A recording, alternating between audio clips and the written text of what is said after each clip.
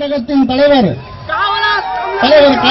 கலைஞர் அவர்களின் 90வது பிறந்த நாள் விழாவில் 10,000 மேற்பட்ட மகளிருக்கு நலத்திட்ட உணவுகளை வழங்க வருகை தந்திருக்கும் தமிழகத்தின் எதிர்காலம் நமது தளபதி அவர்கள் உரையாற்றும் பொதுக்கூட்டத்தின் தலைமை தாங்க நம்மை எல்லாம் வழிநடத்திக் கொண்டிருக்கும் பகுதி கழக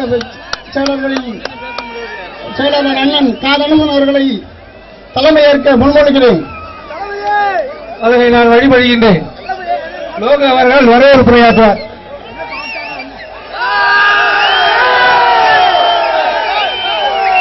உலகத்தில் ஒப்பற்ற தலைவர் கலைஞர் அவர்களின் 90வது பிறந்தநாள் விழாவை சிறப்பு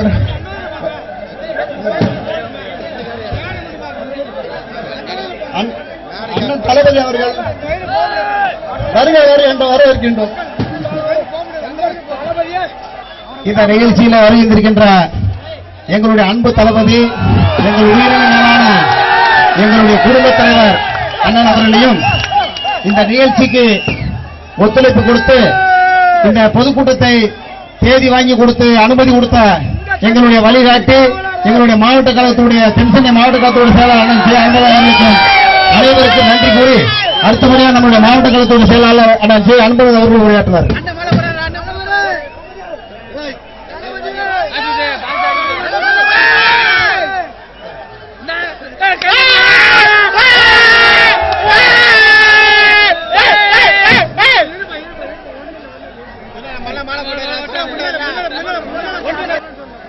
கலைஞர் நகர் பகுதி திராவிட முன்னேற்ற கழகத்தின் சார்பில்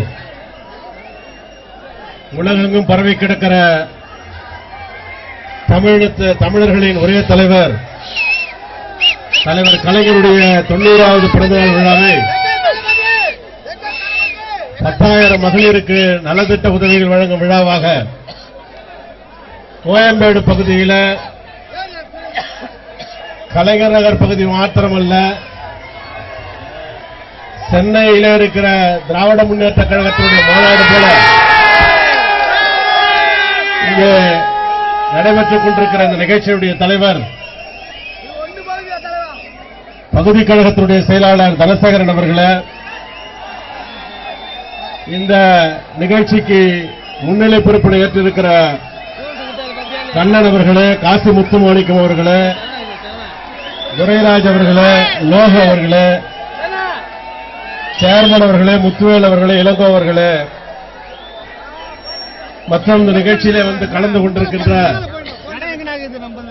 பல தடைகளை தாண்டி இந்த விழாவுக்கு வருகை தந்திருக்கின்ற எத்தனை தடைகள் ஏற்பட்டாலும் தமிழக மக்களுக்காக உழைக்கின்ற ஒரே தடைகளாக நம்முடைய தளபதி அவர்கள் இந்த விழாவிற்கு வருகை தந்திருக்கிறார்கள். உங்களுக்கெல்லாம் உரையாற்றி நலத்திட்ட உதவிகளை வழங்க இருக்கிறார்கள். மேடையில் வீட்டிருக்கிற கழக முன்னோடிகளே, இந்த நலத்திட்ட உதவிகளை வழங்க இருக்கிற இயற்கை கல்வி அறக்கட்டளையைச் சேர்ந்த குழு உறுப்பினர்களே, உங்கள் அனைவருக்கும் பெருந்திரளாக குழுமிருக்கிற பெரியவர்களே, தாய்மார்களே, உங்கள் அனைவருக்கும் என்னுடைய வணக்கத்தை தெரிவித்துக் கொள்கிறேன். இந்த கூட்டம் கிட்டத்தட்ட 10 நாட்களுக்கு முன்பாகவே ஏற்பாடு செய்யப்பட்டு முறையாக காவல்துறையிடத்தில் அனுமதி கேட்கப்பட்டு அவர்களும் அதை பெற்றுக்கொண்டு இந்த கூட்டம் நடைபெறுவதற்கு எல்லா உதவிகளும் செய்து கொண்டிருந்தார்கள். ஆனால் திடீரென்று நேற்று இரவு 7 மணி அளவில் இந்த கூட்டத்தை நடத்தக்கூடாது, இதற்கு தடை போட்டிருக்கிறோம். என்ன காரணம் என்று சொன்னால், நிறைய கூட்டம் வரும், அதனால் தடை போடுகிறோம் என்று வெட்கமில்லாமல் ஒரு அரசாங்கம் சொல்கிறது என்று சொன்னால் இதைவிட கேவலம் வேறு எதுவும் இருக்க முடியாது. கூட்டம் வந்தால் பாதுகாப்பு தர வேண்டியது காவல்துறை. அதற்குத்தான் காவல்துறையை நியமித்திருக்கிறோம். மக்களுடைய வரிப்பணத்திலே சம்பளம் பெறுவது அதற்காகத்தான். காவல்துறை என்பது மக்களை கட்டுப்படுத்த, மக்களை பாதுகாக்கத்தான் காவல்துறை. ஆனால் நிறைய கூட்டம் வரும், அதனால உங்களுக்கு அனுமதி கிடையாது என்று இரவு கொடுத்திருக்கிறார்கள்.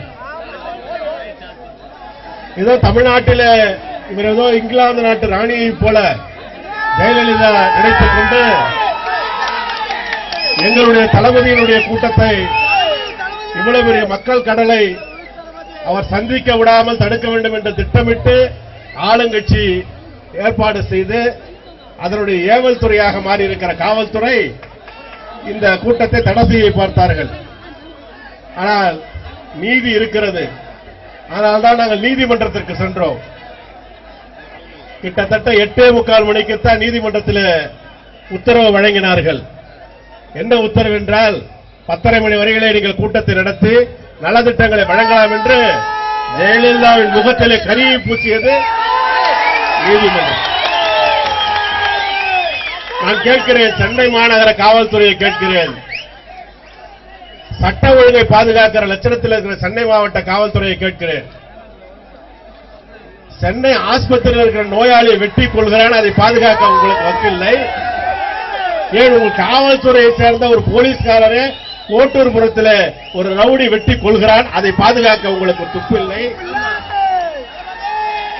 இப்படி அடுக்கிக் கொண்டே போகலாம். காவல்துறையை இன்றைக்கு ஜெயலலிதா ஏவல் துறையாக மாற்றி வைத்துக் கொண்டு திமுகவை அடக்கிவிடலாம் என்று நினைப்பாரே. ஆனால் திமுக எந்த மிரட்டலுக்கும் எந்த அச்சுறுத்தலுக்கும் யாருக்கும் அந்த கட்சி அல்ல. அது மாத்திரமல்ல, எங்களை வழிநடத்துகிற தளபதி, அவரை தடுப்பதற்கு தமிழ்நாட்டிலே யாரும் கிடையாது. ஜெயலலிதா இல்ல, யார் வேணாலும் தடுக்க முடியாது. அவருடைய காலத்திலே தான் இங்கே வந்திருக்கிற மகளிர் சுய உதவி குழுக்கள், அவருடைய காலத்திலே தான் மிகப்பெரிய அளவில் வளர்ச்சி அடைந்து அவர்களுக்கு அரசு தருகிற பணத்தை ஒவ்வொரு மாவட்டத்திற்கும் சென்று அந்த பணத்தை நின்றவாறே ஒரு இடத்துல 4 மணி நேரம், 5 மணி நேரம், 6 மணி நேரம், 10 மணி நேரம் வரையிலே கூட நின்று கொண்டே தந்தார். அதை கூட இந்த சட்டமன்றத்திலே கேலி பேசி இன்றைக்கு இருக்கிற ஒரு அமைச்சர், உள்ளாட்சித்துறை அமைச்சர் KP முனுசாமி என்பவர் கிண்டல் செய்து பேசினார். இவர் விளம்பரத்திற்காக நின்று கொண்டே தந்தார் என்று. இவரை ஒன்றும் விளம்பரப்படுத்த வேண்டிய அவசியம் இல்லை. எங்களுக்கு தளபதி என்று சொன்னாலே தமிழ்நாடு முழுவதும் திரும்பி பார்க்கக்கூடிய அளவில் இருக்கிறது. ஆனால் அந்த KP முனுசாமி அவங்க வீட்டுக்கு பக்கத்தில் இருக்கிற வீட்டுக்காரனுக்கே தெரியாது. நான் சொன்னதாக உங்களுக்கு அந்த பேர் தெரிஞ்சிருக்கும், இல்லைன்னா அந்த KP முனுசாமினா யாருன்னே தெரியாது. சட்டமன்றம் இருக்கிறது என்ற காரணத்தால் எதை வேண்டுமானாலும் பேசுகிறார்கள். ஆனால் அவைகளுக்கெல்லாம் முடிவு கட்டுகிற, இந்த ஆட்சியை மாற்றுகிற வல்லமை அமர்ந்திருக்கிற, இங்கே பல்லாயிரக்கணக்கில் அமர்ந்திருக்கிற தாய்மார்களே உங்கள் கையில் தான் இருக்கிறது. இந்த தொகுதியை பொறுத்தவரையிலே நம்முடைய கலைஞர் நகர் பகுதி செயலாளர் தனசேகரன் இதுபோல பல நிகழ்ச்சிகளை நடத்தி காட்டியிருக்கிறார். மகளிர் சுய உதவி குழுவை முறையாக வைத்துக் கொண்டு கலைஞர் நகர் பகுதியிலே மாத்திரம் 40 கோடி ரூபாய்க்கு அரசு பணத்தை அவர் நம்முடைய ஆட்சி காலத்தில் உங்களுக்கு லோன் மூலம் வாங்கி தந்து, ஏன் என்னை கேட்டால் சொல்ற, சென்னை மாவட்டத்திலே இப்படி மகளிர் குழுவை வைத்திருக்கிற ஒருவர் இருக்கிறார் என்று சொன்னால் அது நம்முடைய தனசேகரன் அவர்கள் தான். 10,000 மகளிரை ஒரு இடத்துல திரட்ட முடியுமா? இப்போது கூட நீதிமன்றத்தில் நீங்கள் அமர்ந்திருக்கிற அந்த காட்சி அப்படியே நேரடியாக காட்டினோம். 8 மணி அளவில் நீங்கள் எப்படி உட்கார்ந்து இருக்கிறீர்கள் என்பதை நம்முடைய வழக்கறிஞர் சண்முக சுந்தரம் அவருடைய லேப்டாப் என்கிற அந்த கருவி மூலமாக உங்களுடைய எல்லாரையும் காட்டின பிறகுதான் அந்த நீதிபதிக்கே ஒரு அந்த எண்ணம் வந்தது, இந்த கூட்டத்தை நடத்த வேண்டும் என்கிற எண்ணம். அப்படிப்பட்ட சூழ்நிலையில் அவருடைய கல்வி அறக்கட்டளை, AK கல்வி அறக்கட்டளை பல வருடத்திற்கு 3 முறை இது போன்ற நிகழ்ச்சிகள் நடத்தி பல லட்சக்கணக்கான ரூபாய்களை அறக்கட்டளை மூலமாக உங்களுக்கு பல நலத்திட்ட உதவிகளை வழங்கியிருக்கிறார்கள். நம்முடைய தளபதியின் பிறந்த நாளுக்கு 6000 பேருக்கு MGR நகர் மார்க்கெட்டில் இப்பொழுதுதான் ஒரு 2 மாதத்திற்கு முன்புதான் வழங்கினார்கள். இப்போது தலைவர் கலைஞருடைய பிறந்த நாளுக்கு ஒரு 10,000 பேருக்கு கோயம்பேடு பகுதியில் வழங்குகிறார் என்று சொன்னால் இது சாதாரண விஷயம் அல்ல. அவர் எடுத்திருக்கிற இந்த முயற்சி, அவருக்கு எத்தனையோ மிரட்டல்கள், நேற்றையிலிருந்து 2 நாட்களுக்கு முன்பே மிரட்டல்கள் வந்துடுச்சு. நீங்க இப்படி எல்லாம் விழா பண்ணீங்கன்னா மறுபடியும் உங்க மேல வழக்கு வரும்னு. என்ன வழக்கு போடுவ? குண்டர் சட்டத்தை விடவா பேர வழக்கு போட்டுற போற? அந்த குண்டர் சட்டத்தை பார்த்துட்டு அந்த வழக்குல கூட அவருக்கு என்ன தீர்ப்புனா, அவரை கைது பண்ணது தவறுன்னு மட்டும் சொல்ல, போலீஸ் இயந்திரத்தனமாக நடந்து கொண்டதுன்னு சொல்லியிருக்காங்க. மிஷின் மாதிரி நடந்துகிட்டாங்க அப்படின்னு அவ்வளவு சொன்ன பிறகு திரும்பி வழக்கு போடுவாங்களாம். காவல்துறை இருக்குதுன்றதுக்காக ஆட்டம் போடாதீங்க. இங்க இருக்கிற மக்கள் வெள்ளத்தை பாருங்க. நாளைக்கே எங்களுக்கு வந்ததுன்னா நிலைமை வேற. அதனால எங்களை பொறுத்தவரையில, சென்னையை பொறுத்தவரையில ஒரு 10-15 நாட்களுக்கு முன்புதான் தலைவர் கலைஞர் அவர்கள் கலந்து கொண்ட கூட்டம். பல்லாயிரக்கணக்கான மக்கள் இதே போல திரண்ட கூட்டம் நடந்தது. 15 நாள் இடைவெளியிலே கலைஞர் நகர் பகுதியிலே கோயம்பேட்டில் இன்னொரு மாநாடு இங்கே தளபதியின் தலைமையிலே திரண்டிருக்கிறது. ஆக சென்னையில எப்பொழுது தேர்தல் நடந்தாலும் இனி தென் சென்னையில் இருக்கிற நாடாளுமன்றம், மத்திய சென்னை நாடாளுமன்றமும் வரப்போகிற தேர்தலில் லட்சக்கணக்கான வாக்குகள் வித்தியாசத்தில் வெற்றி பெறும் என்பது சின்னம் என்பது இந்த நேரத்தில் எடுத்து சொல்லி இந்த விழாவை ஏற்பாடு செய்து மிக அருமையாக நடத்தி இருக்கிற தனசேகரனுக்கும் அவர் சார்ந்திருக்கிற AK கல்வி அறக்கட்டளைக்கும் மாவட்ட கழகத்தின் சார்பில் நன்றியை கூறி விடைபெறுகிறேன். நன்றி, வணக்கம்.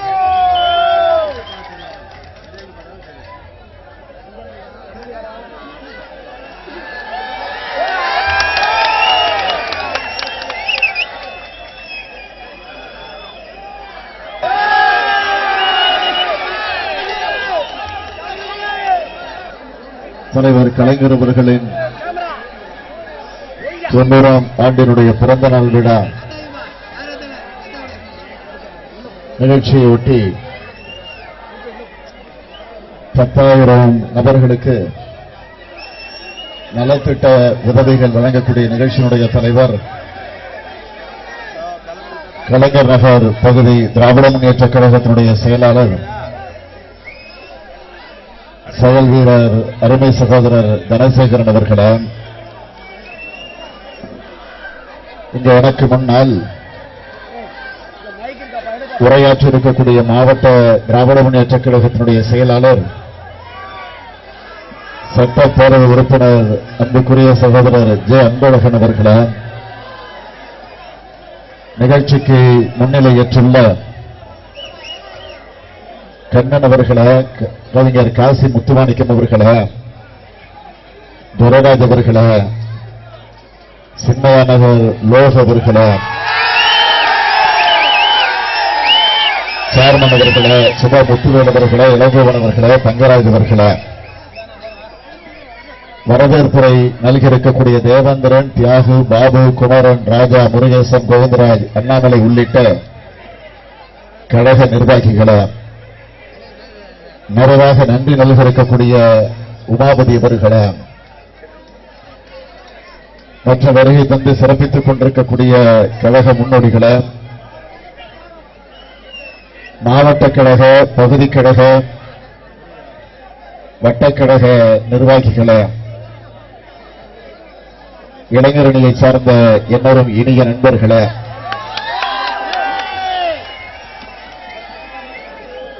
சுயஉதவி குழுவிலே இடம்பெற்றிருக்கக்கூடிய என் பாசத்திற்கும் பேரன்பிற்கும் உரிய என்னுடைய அன்பிற்கினிய தாய்மார்களே, அருமை சகோதரிகளே, உங்கள் அனைவருக்கும் என்னுடைய அன்பான வணக்கம். AK கல்வி அறக்கட்டளையின் சார்பில் இந்த சிறப்பான நிகழ்ச்சி ஏற்பாடு செய்யப்பட்டிருக்கிறது. AK அறக்கட்டளை என்பது அயோத்தி கருப்பையா, அதாவது அயோத்தி என்பது நம்முடைய தனசேகரனுடைய அன்புக்குரிய தாயார், கருப்பையா என்பது நம்முடைய தனசேகரனுடைய அன்புக்குரிய தந்தையார். ஆக தாய் தந்தையருடைய நினைவாக AK அறக்கட்டளை, கல்வி அறக்கட்டளை என்கிற பெயரில் ஒரு அமைப்பை உருவாக்கி அந்த அமைப்பின் சார்பில் நம்முடைய பகுதி கழகத்தினுடைய செயலாளர் தனசேகரன் அவர்கள் தொடர்ந்து பல்வேறு நிகழ்ச்சிகளை நடத்தி வருகிறார். அப்படி நடத்துவதை கூட பல நிகழ்ச்சிகளில் நானும் பல நிகழ்ச்சிகளில் கலந்து கொள்ளக்கூடிய வாய்ப்பை தொடர்ந்து பெறுகிறேன் என்பதிலே நான் மகிழ்ச்சி அடைகிறேன், பெருமைப்படுகிறேன். இங்கே குழுமியிருக்கக்கூடிய இந்த கூட்டத்தை நான் பார்க்கிறேன். 10,000 நபர்களுக்கு நலத்திட்ட உதவிகள் வழங்கும் விழா என்று அழைப்புதலில் வெளியிடப்பட்டிருக்கிறது. ஆனால் நியாயமாக இங்கே கூடியிருக்கக்கூடிய இந்த கூட்டத்தை பார்க்கிற போது நம்முடைய தனசேகரன் அவர்கள் என்ன விளம்பரப்படுத்தி இருக்க வேண்டும் என்று சொன்னால், 10,000 நபர்களுக்கு நலத்திட்ட உதவிகள் வழங்கும் மாநாடு என்று அவர் முறையாக விளம்பரப்படுத்தி இருக்க வேண்டும்.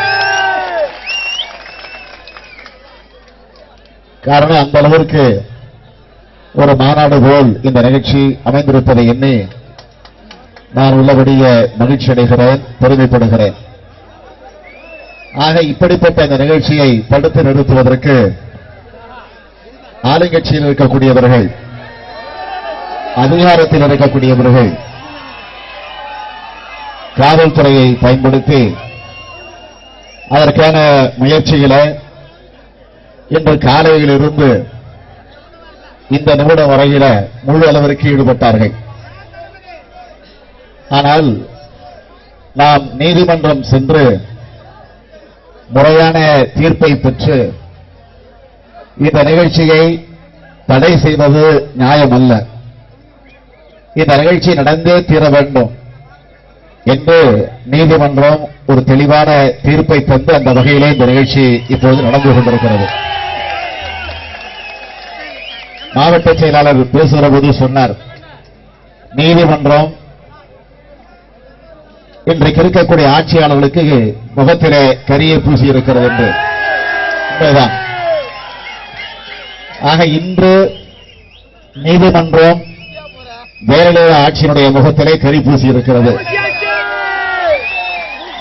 இது நாளை மக்கள் மன்றம் இந்த ஆட்சியின் முகத்தின் மீது கரி பூச காத்திருக்கிறது என்பதற்கு ஒரு முன்னோட்டமாக இந்த நிகழ்ச்சி அமைந்திருக்கிறது என்று சொன்னால் நிச்சயம் அது மிகையாகாது. நம்முடைய மாவட்ட செயலாளர் சொன்னார், தனசேகரனை பல்வேறு வகைகளில் அச்சுறுத்தி பார்த்தார்கள், மிரட்டி பார்த்தார்கள், பல வழக்குகளை போடுவோம் என்றெல்லாம் எச்சரித்து பார்த்தார்கள் என்றெல்லாம் குறிப்பிட்டு சொன்னார். அதையெல்லாம் பார்த்து தனசேகரன் அஞ்ச மாட்டார், பயப்பட மாட்டார் என்பது நமக்கு தெரியும். எத்தனையோ வழக்குகள் நம்முடைய கழகத்தின் மீது, குறிப்பாக இந்த வட்டாரத்திலே நம்முடைய தனசேகரன் அவர்கள் மீது போடப்பட்டது என்பது உங்களுக்கெல்லாம் தெரியும். ஏற்கனவே ஒரு முறை அவர் மீது ஒரு கொடுமையான சட்டமான தடா சட்டம் அவர் மீது போடப்பட்டு அதை கண்டிக்கக்கூடிய வகையில் நம்முடைய தலைவர் கலைஞர் அவர்களே இந்த கலைஞர் நகர் பகுதிக்கு வருகை தந்து ஒரு மாபெரும் கண்டன கூட்டத்தில் உரையாற்றியிருக்கிறார். அவர் மட்டுமல்ல, தமிழகத்தில் இருக்கக்கூடிய பல்வேறு கட்சியினுடைய தலைவர்களை எல்லாம் ஒருங்கிணைத்து அவர் தன்னுடைய கண்டன குரலை வெளிப்படுத்தி காட்டினார் என்பது வரலாற்றில் இடம்பெற்றிருக்கிறது. ஆக அப்படியெல்லாம் பல வழக்குகளை, பல கொடுமைகளை சந்தித்தவர் நம்முடைய தனசேகரன் அவர்கள். எனவே நிச்சயமாக எதை பற்றியும் கவலைப்படாமல், எதற்கும் அஞ்சாமல் தன்னுடைய பணியை அதிலும் சிறப்போடு எல்லோரும் பாராட்டக்கூடிய வகையில் அதை நிறைவேற்றக்கூடிய ஒரு ஆற்றலை பெற்றவர் நம்முடைய பகுதி செயலாளர் தனசேகரன் என்பதை இன்றைக்கு நாமெல்லாம் நன்றாக உணர்ந்திருக்கிறோம். ஆகவே அந்த உணர்வோடுதான் உங்களோடு சேர்ந்து நானும் இந்த நிகழ்ச்சியில பங்கேற்க வந்திருக்கிறேன். கலைஞர் நகர் பகுதியில், இந்த விருகம்பாக்கம் தொகுதியில் நம்முடைய தனசேகரனுடைய பெற்றோருடைய பெயரில் விளங்கிக் கொண்டிருக்கக்கூடிய ஏகே கல்வி அறக்கட்டளை, அந்த அமைப்பினுடைய தலைவராக இருக்கக்கூடியவர் தனசேகரன் அவர்கள். இந்த பகுதியில மகளிர் சுய உதவி குழுக்களுடைய எண்ணிக்கை 2500. இங்கே கூட மாவட்ட செயலாளர் பேசுகிற போது சொன்னார், சென்னை மாவட்டத்திலேயே அதிகமான மகளிர் சுய உதவிக் குழுவை தனசேகரன் வளர்த்து வைத்திருக்கிறார் என்று பெருமையோடு குறிப்பிட்டு சொன்னார். இந்த கூட்டத்தை பார்க்கிற போது எனக்கு என்ன சந்தேகம் ஏற்பட்டிருக்கிறது என்று சொன்னால், சென்னை என்பது மட்டுமல்ல, ஒட்டுமொத்த தமிழ்நாட்டிலே இவர்தான் அதிகமான அளவிற்கு இந்த சுய உதவிக் குழுவை, மகளிர் சுய உதவிக் குழுவை